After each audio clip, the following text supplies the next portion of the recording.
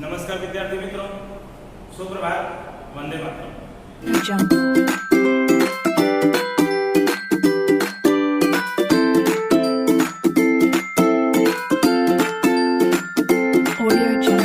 विद्यार्थी मित्रों, आज मैं आप लोगों को स्टैंडर्ड 12 इकोनॉमिक्स का चैप्टर नंबर 3, तो आज की टॉपिक होगी मुद्रा का उद्भव, मुद्रा का काल, अर्थ और मुद्रा के काल।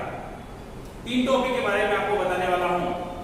तो विद्यार्थी मित्रों, आप लोग देख रहे हो मुद्रा का उद्भव कैसे हुआ, मुद्रा की शुरुआत कैसे हुई, मुद्रा हमारे उपयोग में कैसे आई। तो बच्चों, सबसे पहले मुद्रा का संग्रह और विनिमय को सरल बनाने के माध्यम के रूप में वस्तु और पशु का उपयोग शुरू हुआ। सबसे पहले विनिमय के माध्यम के रूप में उद्भव जब हुआ तो सबसे पहले किसका उपयोग शुरू हुआ? पशु का उपयोग शुरू हुआ, वस्तु का उपयोग शुरू हुआ, वस्तुओं के रूप में उपयोग किया जाने लगा। जो विनिमय के माध्यम के रूप में उपयोग किया गया, वस्तु का उपयोग किया गया सबसे पहले, फिर पशु का उपयोग किया गया, क्योंकि हमारे देश की अर्थव्यवस्था कृषि प्रधान अर्थव्यवस्था थी। कृषि में निर्भर लोगों की संख्या ज्यादा थी। अनाज का उत्पादन करते थे। अनाज का उत्पादन करने के बाद एक दूसरे के साथ विनिमय करते थे। विनिमय कैसे किया जाए, ये सब समस्याएं आती थी। तो कृषि प्रधान अर्थव्यवस्था में अनाज का उत्पादन हुआ। अनाज रखने के बाद अतिरिक्त अनाज से पशु खरीदे गए। अतिरिक्त जो अनाज बचता था उससे और आवश्यकताएं अपना पूरा किया जाता था। और अतिरिक्त अनाज को साल भर रखना पड़ता था, या उसको बचत कैसे किया जाए, कितने समय तक बचत किया जाए, कैसे किया जाए, कितना दिन तक रखा जाएगा उसको, ये सब बहुत परेशानियां आई। इसके बाद गाय खरीदे गए, पशुओं को उपयोग शुरू हुआ। पशुओं में गाय, घोड़ा, भैंस जैसे पशु का विनिमय का माध्यम के रूप में काम हुआ। विनिमय का माध्यम के रूप में कार्य किए गाय, भैंस, घोड़ा आदि, इनका उपयोग चालू हो गया। तो बच्चों, इनके उपयोग के लिए जब इनकी आवश्यकताएं पूरी नहीं हो पाती थी, कैसे किया जाए, कैसे विनिमय किया जाए। इसके बाद पशुओं का उपयोग मर्यादित हुआ। पशुओं का उपयोग भी पूरा समान नहीं हो पाया। ये मर्यादित कितना पशु रखा जाए, उनको रखना, उनका संग्रह करना भी प्रॉब्लम होती थी।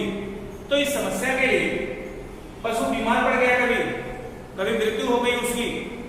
मृत्यु हो जाने के बाद इन परेशानियों का सर्जित हो जाना पड़ता था। बहुत सारी परेशानियां आ जाती थी। इन परेशानियों को कैसे सॉल्व किया जाए, कैसे इसको हल किया जाए। अगर पशु भी रखे जाए तो भी कितना दिन तक रखा जाए, कितना दिन तक संग्रह किया जाएगा। बीमार हो गए, मर गए तो बहुत आर्थिक नुकसान होता था। फिर इसके बाद दीर्घकालीन तक उन्हें संग्रह नहीं कर सकते थे। जैसा मैंने बता दिया आप लोगों को, ज्यादा समय तक उनको रखना भी बहुत समस्या थी। ज्यादा समय तक रखा नहीं जा सकता था। ज्यादा समय तक रखा कैसे जाए, संग्रह कैसे किया जाए, अधिक मात्रा में कैसे रखा जाएगा, क्योंकि आवश्यकताएं कभी कभी होती थी, तत्काल आवश्यकताएं पड़ती थी। तत्काल आवश्यकताएं कैसे पूरा किया जा सकता? पता चले उनके पास पशु है, पशु बीमार हो गया, मर गया, तो फिर इसका उपयोग कैसे किया जाए? दीर्घकालीन तक उन्हें रखना संभव नहीं था। बाद में कीमती पत्थर का उपयोग शुरू हुआ। कीमती पत्थर का उपयोग चालू हुआ। कुछ दिन तक कीमती पत्थर जलाए गए। कीमती पत्थर का वो भी मर्यादित हो गया। फिर सिक्के चलाए गए। सिक्के का उपयोग भी सीमित था। सिक्के का उपयोग कितना रखा जाए, सिक्का कितना चलाया जाए, उसको भी संग्रह करना बहुत दिक्कत होती थी, बहुत ज्यादा परेशानियां होती थी। सिक्के को कितना रखा जाएगा, कितना संग्रह कैसे किया जाएगा।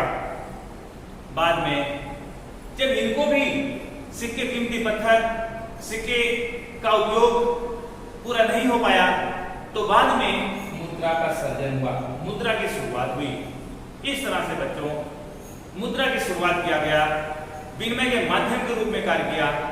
क्योंकि मुद्रा एक ऐसी चीज है जिससे हम अपनी सारी आवश्यकताएं लगभग पूरा कर सकते हैं, सारे चीज का विनिमय कर सकते हैं, एक वस्तुओं और सेवाओं का विनिमय कर सकते हैं जब हम मुद्रा को देंगे। क्योंकि मुद्रा एक ऐसी चीज है, बिना संशय, बिना जांच पड़ताल के एक दूसरे को दिया जा सकता है और उसके बदले में वस्तुएं और सेवाएं प्राप्त की जा सकती हैं। तो मुद्रा की शुरुआत ऐसे हुई, आपका मुद्रा का उद्भव और शुरुआत, उद्भव मतलब शुरुआत, मुद्रा की शुरुआत की गई। तो इस प्रकार का जो ये रहा है आपका मुद्रा का उद्भव, मुद्रा की शुरुआत कैसे हुई।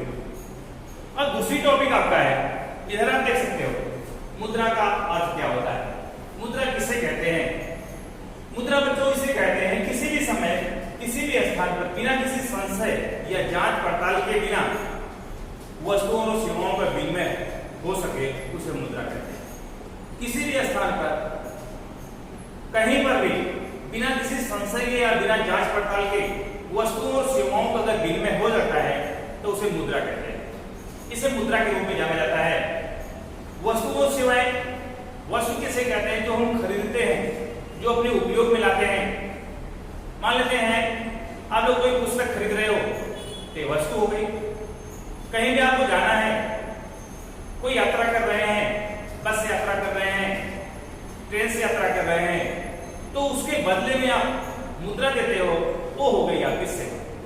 तो सेवा, वस्तुएं और सेवा का जो माध्यम बनती है, विनिमय का माध्यम बनती है, उसे बोला जाता है मुद्रा। यही मुद्रा है। तो मुद्रा बच्चों क्या होती है? वस्तुओं और सेवाओं का विनिमय करती है, वस्तुओं और सेवाओं को आदान प्रदान करते हैं, एक दूसरे के साथ में हम विनिमय कर सकते हैं, खरीद सकते हैं। और सर्वमान्य, जो सभी लोग इसको मानते हैं, किसी भी स्थान पर बिना संशय या जांच पड़ताल के बिना अगर मुद्रा का उपयोग किया जाता है तो उसे अगर विनिमय किया जाता है तो उसे बोला जाता है मुद्रा। एक इसकी परिभाषा थी, मार्शल ने बोला। मार्शल की परिभाषा है, मार्शल ने कहा किसी भी समय किसी भी स्थान पर बिना किसी संशय या जांच पड़ताल के वस्तुओं और सेवाओं का विनिमय हो सके उसे मुद्रा कहते हैं। तो मुद्रा की परिभाषा मार्शल के अनुसार है। दूसरी परिभाषा है वस्तुओं एवं सेवाओं के बदले में सर्वस्वीकृत हो। जो वस्तुएं सेवाओं खरीदने के लिए सभी लोग स्वीकार करें, स्वीकृत हो, सब लोग स्वीकार करें, उसको मुद्रा कहते हैं। वस्तुएं और सेवाओं का विनिमय हो सके या उसके बदले में हम प्राप्त कर सके, वस्तुएं सेवाएं प्राप्त कर सकते हैं, उसे बोला जाता है मुद्रा। ये रॉबर्टसन की परिभाषा है, रॉबर्टसन ने ऐसा कहा। तो ये दो परिभाषाएं के माध्यम से हम मुद्रा के बारे में जानकारी कर सकते हैं कि मुद्रा क्या है, मुद्रा का अर्थ क्या होता है। तो मुद्रा का अर्थ आप लोगों को समझ में आ गया होगा दोनों परिभाषाओं से, मार्शल की परिभाषा के अनुसार और दूसरा है रॉबर्टसन की परिभाषा के अनुसार मुद्रा का अर्थ क्या होता है, ये आप लोग जानकारी प्राप्त कर लेंगे। अगली पॉइंट बच्चों है मुद्रा के कार्य। मुद्रा का कार्य क्या है? पहला कार्य होता है विनिमय के रूप में कार्य, विनिमय करता है। मुद्रा क्या होती है? हमको विनिमय करती है, क्योंकि ग्रामीण अर्थव्यवस्था हमारे देश की थी, पहले अनाज का उत्पादन होता था, तो विनिमय करना, जैसे किसी के पास गेहूं का उत्पादन होता था तो उसको चावल खरीदना होता था, चावल जिसके था उसके पास गेहूं की जरूरत पड़ती थी। तो एक विनिमय का माध्यम जो था इसको सरल बनाने का काम किया। विनिमय का माध्यम द्वारा आर्थिक व्यवहार क्या बने, इसमें सरल बने। जो परेशानियां आती थी हमको विनिमय करने में, गेहूं की जरूरत जिसको होती थी उसको किसी को चावल की जरूरत होती थी, किसी को कपड़े की जरूरत होती थी, किसी को जूते की जरूरत होती थी, किसी को घी की जरूरत होती थी, और भी आवश्यकताएं होती थी। आवश्यकताओं को पूरा करने के लिए विनिमय के माध्यम के रूप को सरल बनाया और आसान कर दिया। मुद्रा हमारी आवश्यकताओं को आसान कर दिया, हमारी आवश्यकताओं को आसान कर दिया। आसान हो जाने से मतलब ये हुआ कि हम उसके द्वारा हम किसी चीज को खरीद सकते थे, एक दूसरे के साथ उसके विनिमय कर सकते थे, उसके बदले में हम प्राप्त कर सकते थे। इस प्रकार से बच्चों एक मुद्रा जो है विनिमय के रूप में हमारे सामने आई। मुद्रा जो आसान बन गई, हमारी आवश्यकताओं को पूरा किया, हमारी आवश्यकताओं को पूर्ति करने का काम किया विनिमय के रूप में। जिसको चावल चाहिए था उसको गेहूं, गेहूं वाले को कपड़े, या कपड़े वाले को जूता, या जूता वाले जितना, जैसे शिक्षक को जरूरत होती थी, शिक्षक ज्ञान देता था, ज्ञान के बदले में अनाज की जरूरत होती थी तो अनाज प्राप्त करता था। किसी मनोरंजन के कलाकार को अनाज की जरूरत होती थी, अनाज प्राप्त करता था।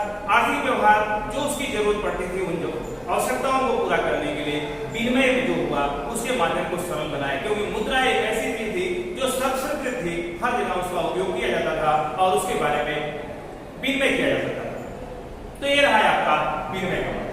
दूसरी पॉइंट बच्चों क्या है? मूल्य संग्राहक के रूप में। मुद्रा को संग्रह करना बहुत आसान था, उसको लंबे समय तक रखा जा सकता है, लंबे समय तक उपयोग में लिया जा सकता है। तो मुद्रा एक ऐसी है कि संग्रह करके मुद्रा का अधिक समय तक उपयोग में लाया जा सकता है। जो विनिमय के माध्यम में अनाज था, ज्यादा समय तक रखा नहीं जा सकता था, पशुओं का उपयोग होता था, संग्रह करने में परेशानियां होती, लंबे समय तक पशु को नहीं रखा जा सकता था। ये सब परेशानियां तो होती थी, पशु बीमार पड़ जाते थे, तो बीमार पशु को कितना बीमार हो गया, मर गया, तो इसके बाद नुकसान होता था।